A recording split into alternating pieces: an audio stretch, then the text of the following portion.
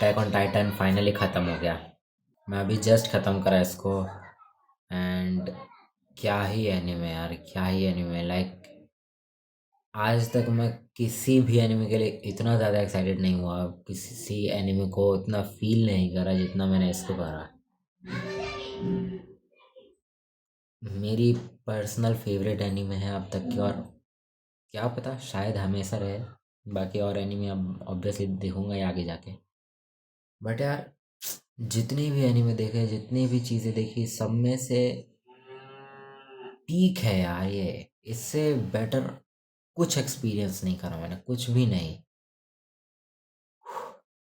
इसकी story line, इस इसकी स्टोरी लाइन, साइकोलॉजी, फिलॉसफी, सब कुछ इतने प्यारे बैलेंस्ड तरीके से इसके अंदर है। क्या बताऊँ मैं यार। मोस्टली एनिमे में ऐसा रहता है कि हीरो रहता है, विलन रहता है, विलन की भी एक बैक साइड स्टोरी रहती है, जिससे पता चलता है कि वो क्यों गलत कर रहा है और जस्टिफिकेशन देता है, बट स्टिल वो विलन रहता है। बट ये एनीमे यार, एथिकली इसको आप करेक्ट या इनकरेक्ट बोल ही नहीं सकते। मॉरली, एथिकली, इन सब के बेसिस पे आप जज ही नहीं कर सकते एक भी कैरेक्टर को। अगर एक कैरेक्टर भी आके अपने पॉइंट्स अगर देना शुरू करे ना कि ये था, ये था, या उसकी बैक स्टोरी पता चले, तो उसके साइड से वो चीज़ करेक्ट लगती है और इसके साइड से ये करेक्ट लगती है। स्टिल एनीमे के फैंडम्स वगैरह, जो फैंस वगैरह होते हैं, वो लोग आपस में कुछ भी कृषि कृषि करके साइड लेते हैं कि हम एरन येगर के सपोर्टर हैं तो हम इसके हैं तो उसके हैं। बट एक्चुअली में अगर तुम सोचो, सबको लिखा तो एक ही इंसान है ना, एक ही स्टोरी तो एक ही बंदा बना रहा है ना बैठ के। आफ्टर ऑल हम तुम जैसे एक ह्यूमन। उसने एक एक फिक्शनल कैरेक्टर को इतने ज़्यादा अच्छे से इवॉल्व कराया है ना कि भाई क्या बताऊँ मैं। मास्टरपीस यार, लिटरली। गीता के शायद 12वें अध्याय में, आप पता नहीं किसमें, वो बोला था ना, विराट स्वरूप दिखाया था शायद। और शायद, याद नहीं मेरे को, शायद उसी टाइम पे ऐसा कृष्ण ने कहा था कि अ, सब मेरे से ही निकलते हैं, मुझ में ही जाते हैं, ऐसा कुछ। या याद नहीं मेरे को, आगे किसी अध्याय में, नहीं पता मेरे को, बस इतना याद है। और सेम ऐसा ही सिस्टम इसमें बैठता है भाई। अटैक ऑन टाइटन के सीज़न 4 पार्ट 3 एपिसोड सेकंड, जो बिल्कुल एंड वाला एपिसोड है भाई, उसमें बैठता है 1.5 घंटे का। कितना है? 1 घंटा 24 मिनट का है। और आप ये लाइन इसमें भी बोलता है, ये सेम इसी तरीके का। सिर्फ एक बंदा सब कुछ प्लान कर रहा है, सिर्फ एक बंदे से सब कुछ हो रहा है, बट स्टिल इसका मतलब ये नहीं कि दूसरे का कुछ पार्ट ही नहीं था। दूसरा बंदा भी आगे कह रहा है कि देखो, मैं ये था, मेरा भी ये पार्ट था, हम साथ में रहेंगे, नर्क जा रहे हैं, एक बंदा है। मतलब हर एक पॉइंट पे ऐसा लगता है कि सिर्फ यार इसी पॉइंट के कारण ना आगे इतना सब कुछ हुआ है। फिर वापस आप अगर आगे जाते तो पता चलता है नहीं, जो पॉइंट था, जो पास्ट था, वो पास्ट एग्जिस्ट ही नहीं कर रहा है। पास्ट, प्रेजेंट, फ्यूचर सब कुछ साइमल्टेनियसली चल रहा है। इतनी अच्छी टाइमलाइन क्रिएट करना भाई, इंटरस्टेलर बना दिया इसने। पास्ट प्रेजेंट कुछ भी एग्जिस्ट नहीं कर रहा, सब साइमल्टेनियसली चल रहा है। उफ। और फिर भी इतना सब कुछ जानते हुए कि पास्ट प्रेजेंट सब कुछ एग्जिस्ट ही नहीं कर रहा है यहाँ पे, फिर भी हम कुछ एक्ट कर रहे हैं। कई लोग को होता है ना कि हमें पता चल जाता है कि भाई अंत में तो यही होना है, तो फिर जी के ही क्या मतलब है भाई, मर ही जाओ, ऐसा ऐसा थॉट आता है। बट स्टिल एक कैरेक्टर चेज कर रहा है किसी चीज़ को, और वो जिस चीज़ को चेज कर रहा है उसका आउटकम भी उसे पता है, और उसे पता है कि वो कितना ही कर ले वो चीज़ होना ही है, बट स्टिल वो कर रहा है। भाई क्या बताऊँ भाई, मैं समझा ही नहीं सकता भाई जो मैंने फील करा यार। अगर किसी ने एनिमे नहीं देखा है ना भाई, anime in the sense attack on Titan नहीं देखा है ये वाला, तो भाई क्या क्रेजी मिस करा होगा यार उसने। इतनी डार्क स्टोरी लाइन लिखना, और उसमें भी बैलेंस बनाए रखना। जो तुम्हारे दुश्मन तो शुरुआत में लगता है वही तुम्हारे दोस्त ही बन जाते हैं। फिर तुम क्वेश्चन करने लगते हो कि दोस्त का असली मतलब क्या होता है। फिर तुम क्वेश्चन करने लग जाते हो कि लड़ाई क्या होती है, लड़ाइयाँ क्यों नहीं करनी चाहिए।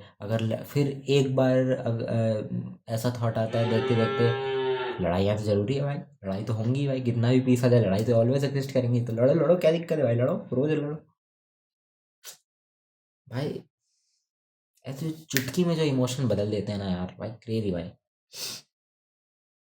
और मैं यार ऑनलाइन देख रहा था भाई, कई लोग बोल रहे हैं कि भाई मापा अच्छा वर्क नहीं करी, ऐसा वैसा ये वो, मिकासा के बूब्स छोटे कर दिए तो सुंदर नहीं बनाया। तो भाई क्या बताऊँ मैं, अभी तो चूतिया बात होगी भाई बड़ी। स्टोरी देखो भाई, कहानी देखो, समझो भाई, और क्या बूब के पीछे क्या भागना भाई, मतलब भागो, बट इस एनीमे में तो प्लीज़। और शायद मेरे को ये फैक्ट है या नहीं पता नहीं, बट शायद इस एनीमे में एक किस सीन है, सिर्फ एक किसिंग सीन, और वो भी मरे हुए इंसान को कर रहे हैं, जिसका गला कटा हुआ है उसके साथ, बस एक, सिर्फ एक है शायद, शायद। और इकलौती ऐसी एनीमे है ये जिसको मैंने 2 बार देखा है, 2 बार। मतलब लास्ट के एपिसोड नहीं देखे हैं, बट ऐसे 2 बार देखा हूँ। और मैं एक बार और देखूंगा। किसने लिखा, किसने भाई इसको, रुको, इसी आगे कुछ तो नाम है ना, एक है, मैं देखता हूँ। हाजिमे इसायामी, ये बंदा ने लिखा है भाई। क्या क्रेजी बंदा होगा, सोचो। कुछ एनीमे में ऐसा फील होता है यार, इसके साथ इतना गलत हुआ था, और आप उस पर स्टिक रहते हो कि हाँ इसके साथ गलत हुआ था, और इसीलिए ये कर रहा है, तो जस्टिफाइड हो जाती है उसके वो एक्ट। या कभी कभी नहीं होती है, जब कुछ भी समझ रहे हैं ऐसा बात कि आप थोड़ा सा स्टिक हो जाते हो। बट इस एनीमे में ऐसा किसी के साथ भी नहीं हुआ। हाँ गलत हुआ था, ऐसा फील देती है एक एपिसोड में, 2 एपिसोड में, फिर उसके बाद आप फिर क्वेश्चन करते हो कि ये क्या सही में गलत था। कुछ गलत गलत जिसको हम कहते हैं, वो बस एक सोसाइटीज़ की वैल्यूज या सोसाइटी के नॉर्म्स हैं जो किसी भी चीज़ को गलत बनाती हैं। जैसे अब चोरी करना गलत है, ये हम तुमने मिलकर डिसाइड करा है ना, सोसाइटी ने मिलकर डिसाइड करा है।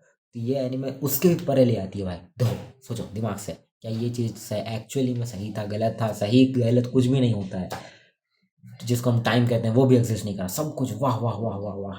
भाई हर एक चीज़ को पहले फील करवा दो व्यूअर को, और उसके बाद उसी से क्वेश्चन करवा दो कि क्या ये चीज़ एक्चुअली में वर्थ इट भी था या नहीं था।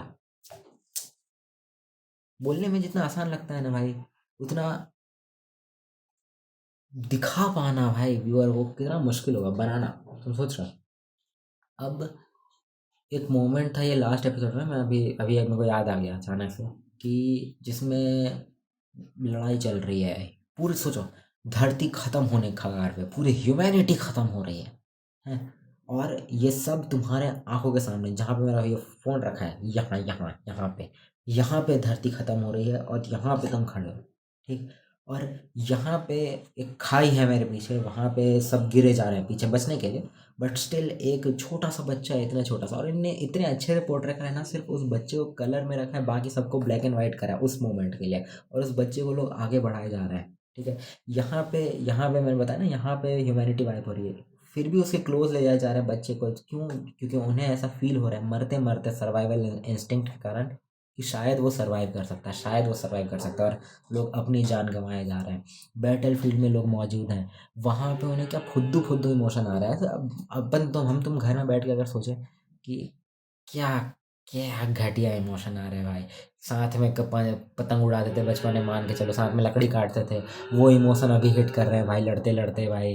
तो ये क्या बात है, बट उसको इतने अच्छे से पोर्ट्रे कराएं कि हाँ यार, अभी जो हो रहा है ह्यूमैनिटी, ह्यूमैनिटी ऐसा बड़ा बड़ा वर्ड, उसके बीच में ऐसा एक खुद इमोशन भाई, बचपना उसको याद आ जा रहा हो, जिसके कारण पूरा इम्पैक्ट हो रही है बैटल फील्ड में, सारी स्ट्रेटजीज चेंज हो जा रही हैं, कुछ गलत हो जा रहा है, और फिर उससे वो कैरेक्टर कैसे डील कर रहा है उस चीज़ को भी दिखाना है। और बचपने को याद हिट कर रही है, और जिसके साथ उसने पूरा बचपना बिताया उसके साथ उसे लड़ना है, वो यहाँ पे खड़ा है, वो पूरी धरती मार रहा है, और उसे वो चीज़ सबको बचाना है। और जो लड़ रहा है, जो ह्यूमैनिटी पूरी वाइप कर रहा है, उसको पता है कि कितनी ह्यूमैनिटी वाइप होगी, और उसे ये भी पता है एग्जैक्टली कब वो मरेगा और कैसे क्या होगा, कैसे मरेगा, बट स्टिल वो मरने जा रहा है। जितना ज़्यादा सोचो ना यार इसके बारे में, यार ये सोचा होगा भाई, इस क्या नाम है, हाजिया में ईसायामा ने, उतना ज़्यादा और मज़ा ही आ जा रहा है भाई। परफेक्टली बैलेंस रखा सारे इमोशन को। कोई कोई ऐसा प्यार व्यार वाला इमोशन आता है तो ऐसा नहीं कि भाई हाँ तो ऐसे ही लड़वा देते हैं 2 कैरेक्टर की जबरदस्ती की ना, नहीं। जो एक्चुअली में वैल्यूएबल है, सिर्फ उसी उसी कंटेंट को रखा, सिर्फ उसी उसी स्टोरीज को आगे बढ़ाया।